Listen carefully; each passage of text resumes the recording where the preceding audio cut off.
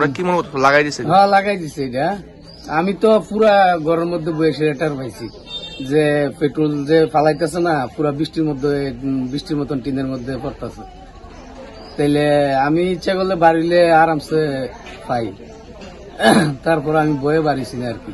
কি মনে করতেছো কারা হইতে পারে এগুলো? কারা তো এটা তো না দেখছি না তো আর কি তা কমু, কিন্তু এটা শত্রু জামি করে লাগাইছে।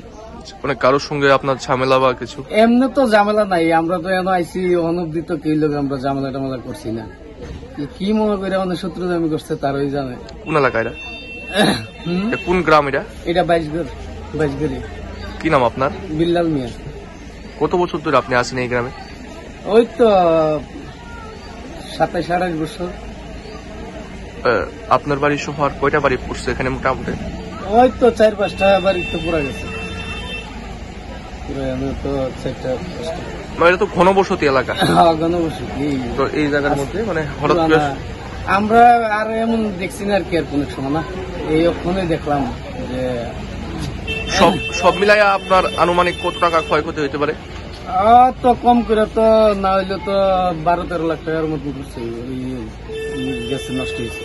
আরো বেশি তো কম জিনিসপত্র কিচ্ছু তো বাড়ি করুন গেছে না, কাগজপত্র তো ধরে যে সোনার জিনিস তো ধরে সবকিছু টাকা পয়সা সব। কালকে আর আমরা বাজার গেছে ব্যবসায়িক, তো আমরা গরু ব্যবসা করি, তো কালকে সোমবার বাজার তাই সেটা যাও টাকা টুকা তো রাখছি, ডিউব দিয়ে গেছে।